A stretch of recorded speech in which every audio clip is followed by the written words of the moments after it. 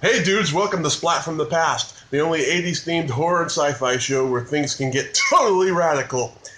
Now today, I'm so excited. Oh man, I'm going to be interviewing an 80s movie icon, and that is Heidi Holicker. Oh, I can't believe it. I've been wanting to interview her for a long time, and we finally going to make it happen tonight, and I'm so fucking excited.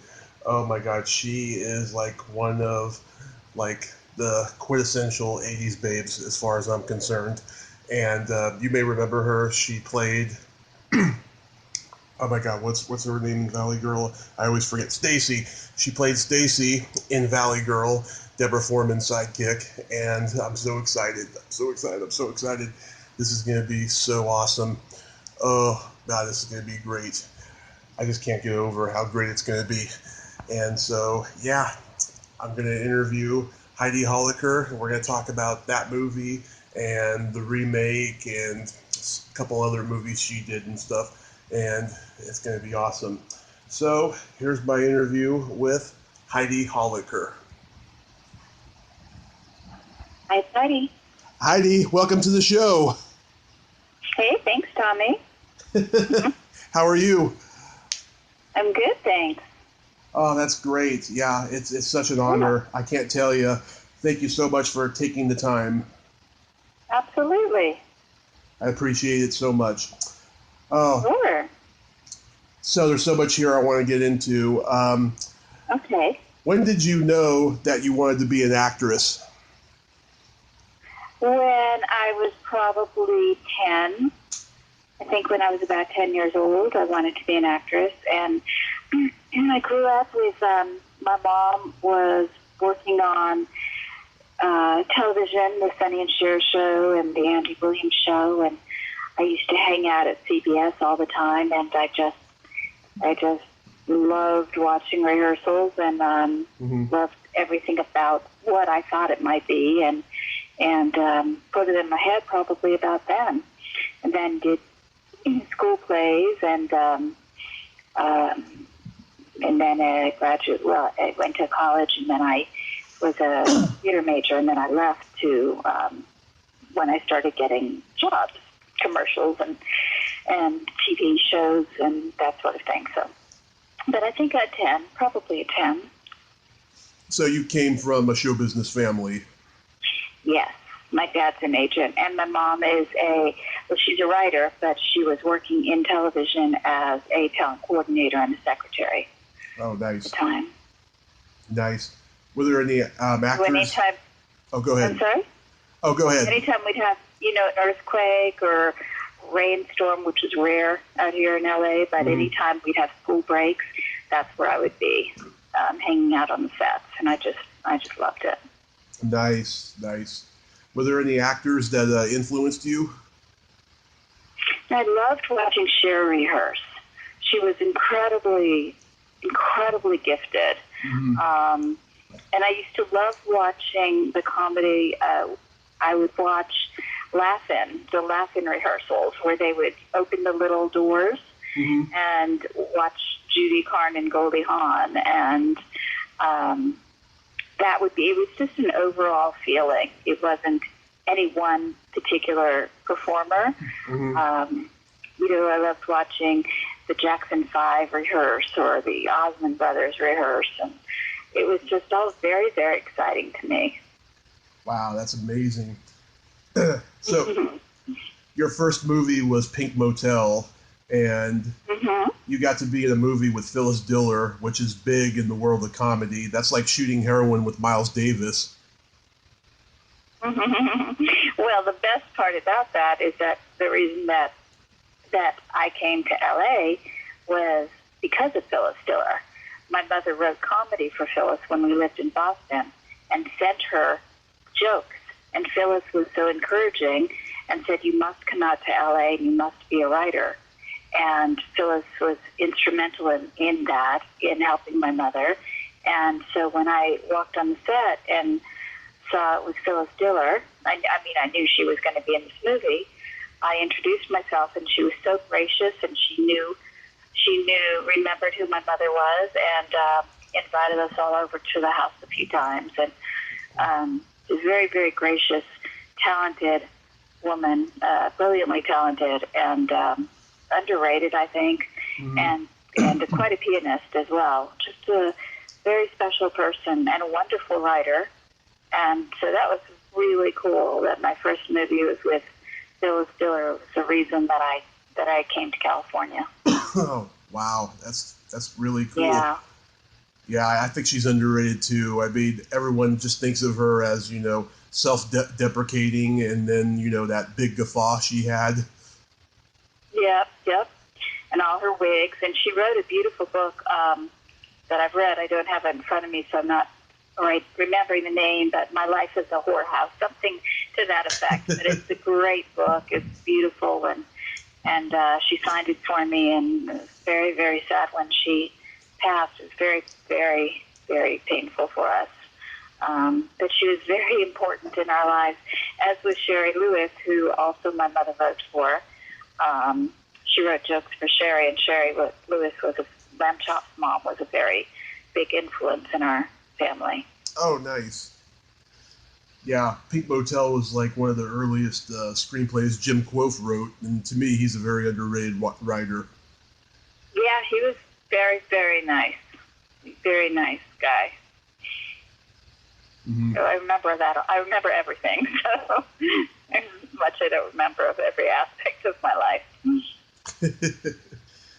So then the iconic classic Valley Girl comes to play. Mm-hmm. Now, this movie came out about a month before I was born. I was born on June 6, 1983, and it came out on April 29th, 1983.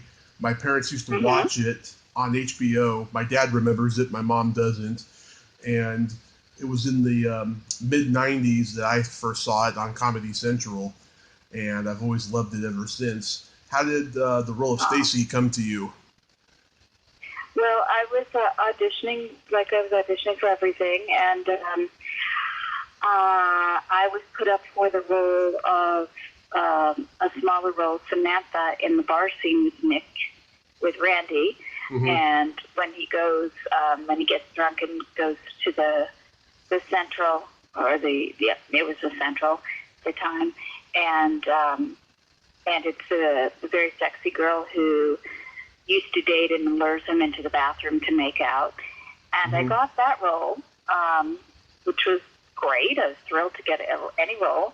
And then they had auditioned someone for Stacy, and her agent would not make the deal because he was trying to get the actress more money, but it was a scale plus 10 film. So every one of us got the lowest amount that you could get, union wages, a scale, plus 10% for your agent. So there was no negotiating, but they had already met me for the role, and they thought that, let's have her back for Stacy. And so I was waiting tables at 2 different restaurants day and night, and they called and said they were going to send a full script to my door, and they'd like to see me for the lead in the morning. And so I got off my waitress shift, and around midnight I started reading the script. All along, thinking I'm reading for Julie. And so I'm reading it, and I'm trying to memorize you try to memorize a word or two here, a feeling of what's going on, but you never want to memorize the whole thing, because then if you give that performance and it's completely memorized, they assume, that's the best you'll ever get. So you always want to read off the page as much as possible, but have an idea of what you're doing. So I went in to audition for Julie, and they said, no, you're auditioning for Stacy. And so I had any prep I had done, I just threw out the window, and I was just pretty much myself, and I got the part about 2 hours later. And Wow. the girl who didn't get the part, who had it and lost it, she played one of our friends in the beach scene. Nice. Yeah. That's amazing. Yeah. What I love about the movie. It's pretty great. Yeah. What I love about the movie is that it's so 80s and so universal about being accepted, something I've never been able to do anywhere, either socially or professionally, but it's got that great message of having differences and, you know, it's okay if people like you, then they like you, type of message. It's okay to be different, and it is funny because that really is a big theme of it. And 2 weeks ago, Elizabeth Bailey and I did KTLA Live with Sam Rubin, and as he was asking us the question that why is this movie still so hot and so important, and Elizabeth and I were both talking, she was talking about it being this classic love story, and I said that it's also a love story about friendship and competition, and that I had, and I still have, my 4 best friends from high school, and we're all getting together again this September.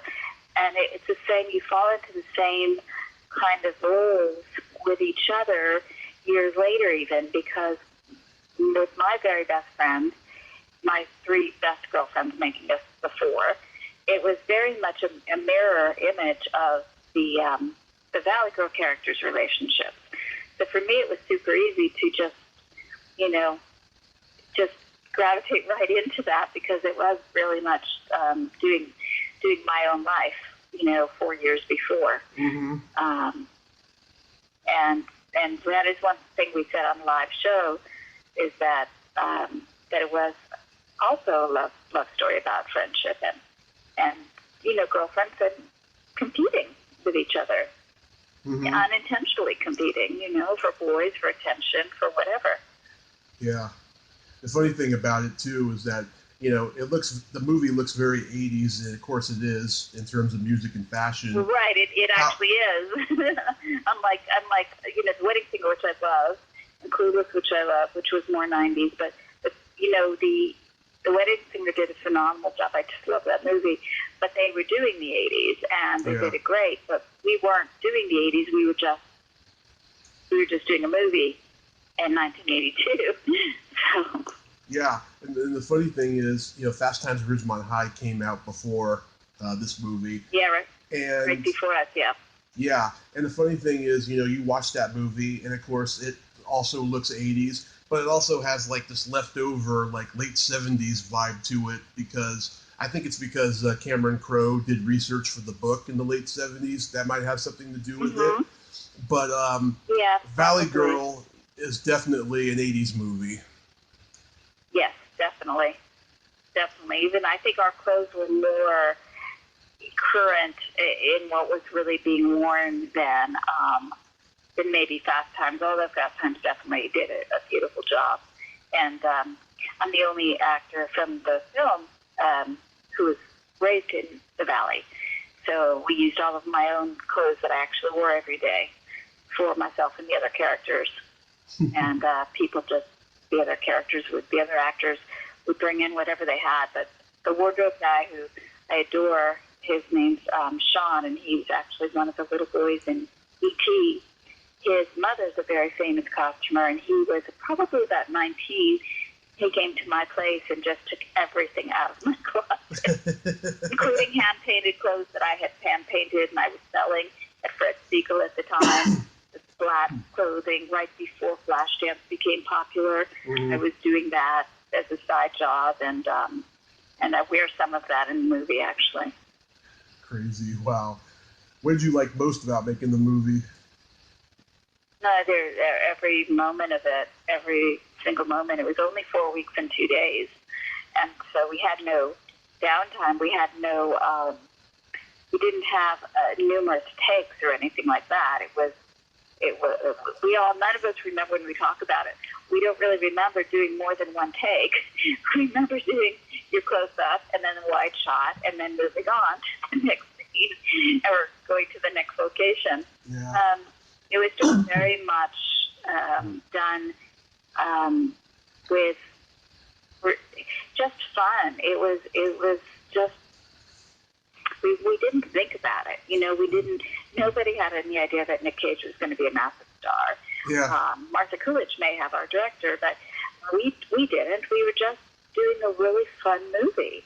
And so every scene, everything we did was we just present and having a good time and, doing our job. Mm-hmm. Well, I agree with Fred. You are cute, especially now. Thank you so much. Yeah, you've gotten cuter. And my favorite line of the whole movie, how's your mother? She's dead. Oh, my God, I had the hardest time with that because my mother and I are so close. So actually, that, when you say, every moment wasn't, bubblegum and fairies. That when Martha gave me that line, because it was an ad-lib that she just wrote on the spot, and I said, no, I'm not going to say that. She said, no, it's really, really funny. And I said, Martha, I don't think it's funny. And so I called, we had landlines, so I went up to use the house phone, called my mom and said, all right, here's the scene, blah, blah, blah. Martha wants me to say this. I don't feel comfortable saying it. Are you okay with it? She said, honey, it's funny. So I said the line. And yeah, it is funny, and it worked, but everyone has their little melting moment, little like meltdown, or like, I don't want to do that, or I'm not comfortable with that. And that would have been mine. It ranks up there with some of the best lines in Fast Times at Ridgemont High, I think. Oh, really? Wow. Yeah. Thank you. That's quite a compliment. Absolutely. Like I showed you that picture of me and E.G., I met her 2 years ago, and I almost fainted. It was a great experience. I loved meeting E.G. Yeah. I actually just spoke with her a couple of hours ago today, and we just did we did two things together. We did, on our actual anniversary on the 29th, we recorded the behind-the-scenes interviews with myself, our director, Martha Coolidge, and Elizabeth Daly, E.G. Daly, for the Blu-ray, which comes out October 16th. What am I thinking? October? What am I thinking? October 16th, that's when it comes out. I don't know why I was thinking November. And we're going to be doing a signing at Amoeba Records there. Nice. If Elizabeth's in town. But we just did that, and then we did KTLA Live with Sam Rosen 2 weeks ago. That was really fun. Yeah. And we did cameos in the remake as well.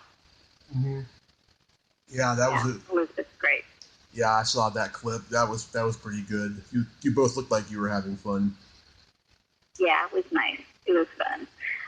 She's great. She's brilliantly talented. She's constantly doing new voiceover work, and she's just a real special human being. Mm-hmm. I tried getting Deborah Foreman on the show. She's one of those people who says, talk to my agent, for a stinking podcast interview, Yeah, she's a little more.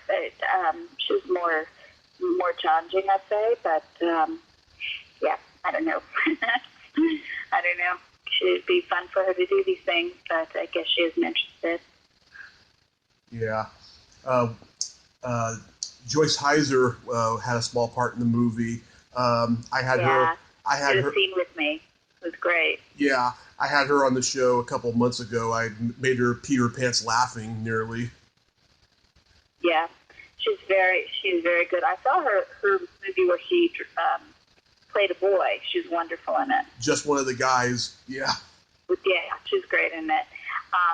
She and I have a scene I love at the prom because she comes up to me and I'm sitting there and my date has taken off and asks where my date is and say he's off with the boys and says it's a bummer or something. And I said, no, that's okay because when we leave here, we're going to Le Sueur,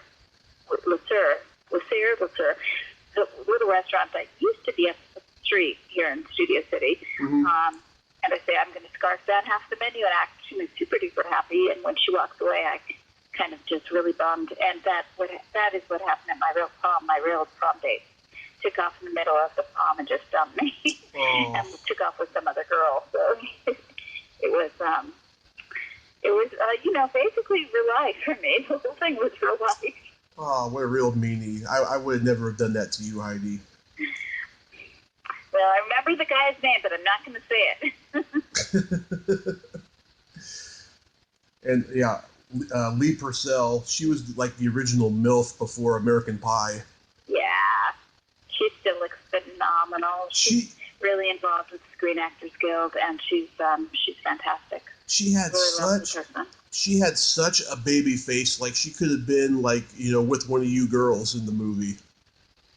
I know. And she was actually, when we were filming her, she was actually pregnant with her son. Yeah. During those scenes, believe it or not. Mm-hmm. Oh, yeah, I know that story she told on the DVD.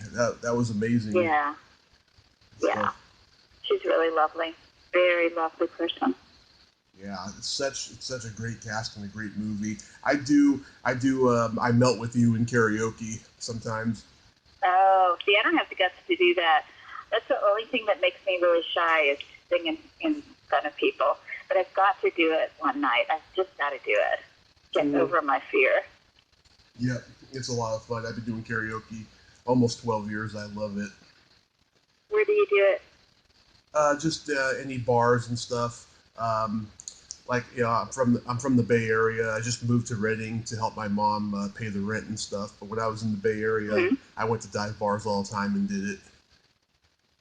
And so Melt With You is a hard song to sing, though. I mean, I sing it to myself in the car all the time. Every time it comes on, it's kind of like a song that constantly, no matter what's going on, the minute that I feel like, oh God, I hate traffic, or this is crazy, or I'm getting in a bad mood or something, the song will come on and it will just make my entire day be perfect. Yeah. But as far as this karaoke, I would think that would be a tougher one to sing. Well, I do this really funny English accent for most of like the 80s new wave hits. And so oh, okay. A lot of people laugh. You'd have to do that, yeah. Yeah, a lot of people laugh when I do it, And then you worked with Martha again on National Lampoon's Joy of Sex. Mm-hmm.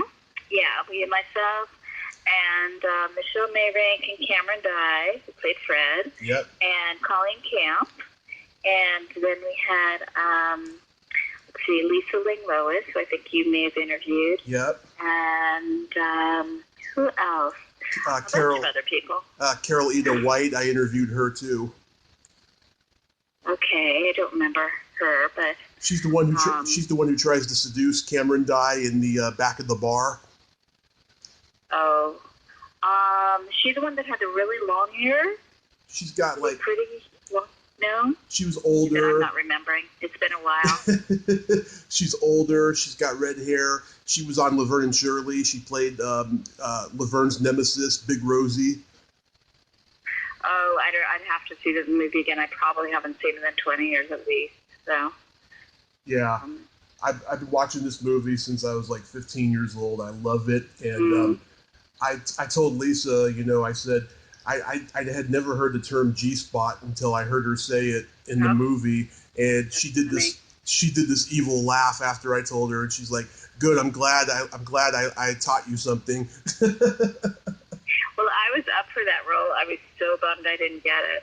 It was supposed to be me and Michelle Mayring, and then studio came in because it was a studio film, and they wanted Lisa, and so they created a part of Candy for me, but I was so bummed because I really wanted to be the rock star and that, have those scenes she got to do. And yeah, it was very nice, but I was like, yeah, win a part, lose a part, Yeah, you would have been good. You would have been good in it, but I think it worked out better this way. Lisa's got that look about her that looks innocent but also very naughty look at the same time. Yeah, she was good. It was an unusual film. That film had been what they call on the shelf for about 15, 20 years because no one wanted to make it. And then when Martha got hot, then Paramount gave it. She had a deal with Paramount, and they gave her the film. So,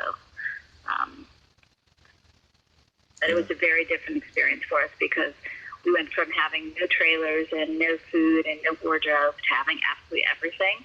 Mm-hmm. And people were isolated, so it didn't have the same kind of bonding experience. Yeah. So you didn't have the same kind of characters as close on screen. I don't think it worked quite the same as a film. Mm-hmm.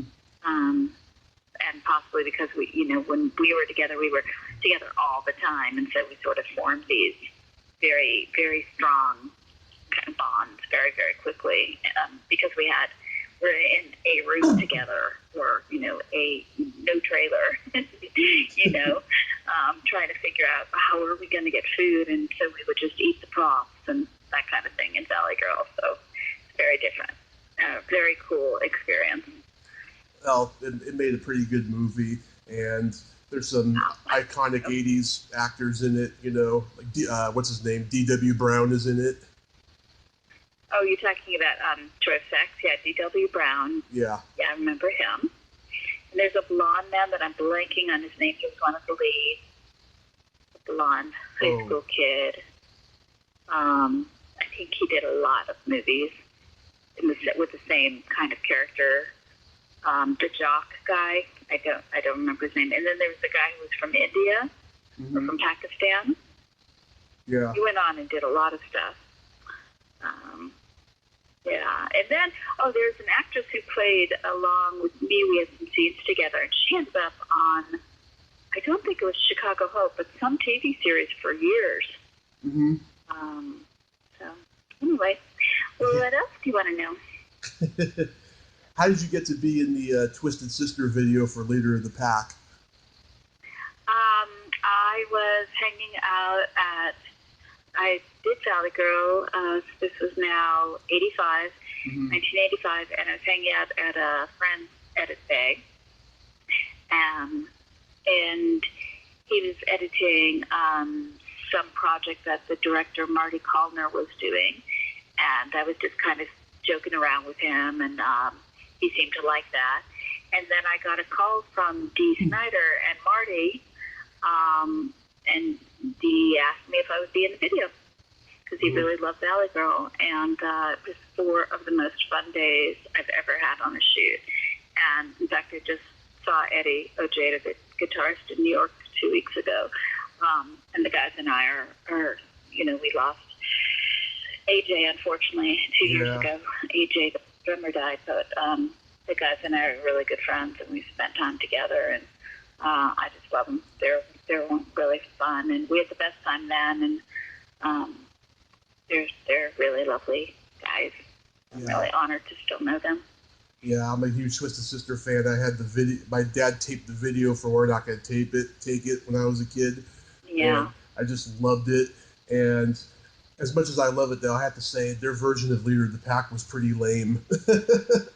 Yeah, they know. I mean, unfortunately, you hear all good stories like, oh, that broke up the band, but the band was just a different era was starting, and they were apart then for about 12 years, and what brought them back together was the tragedy of 9/11.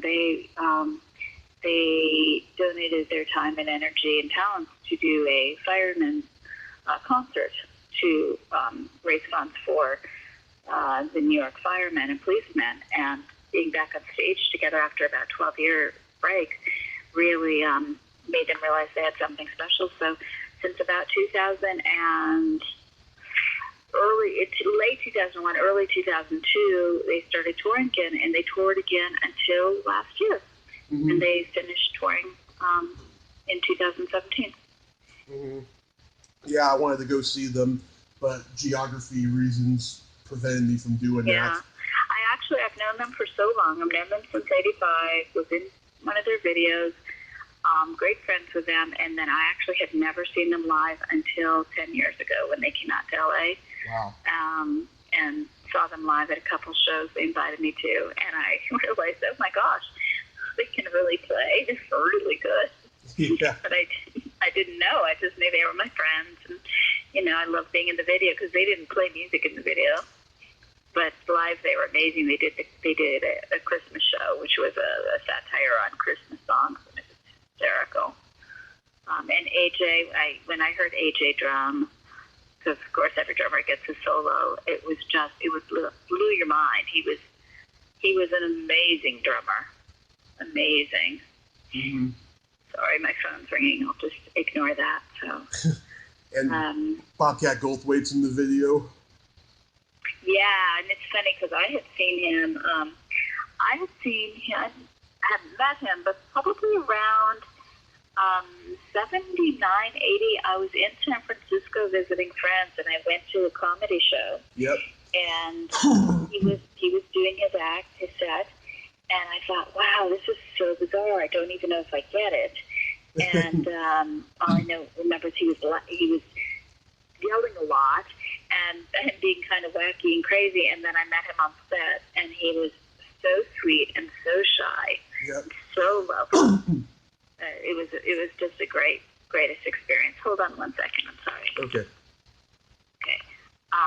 Yeah, I need to ignore that I don't know if that's beeping in on you or not, but. Oh, I don't hear it. No.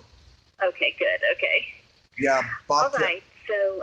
Bobcat, from the age of 3, yeah, he influenced me to be a stand-up comedian, and I've had many people on the show who have worked with him, and they tell me what a great guy he is and how funny they thought he was. Guy.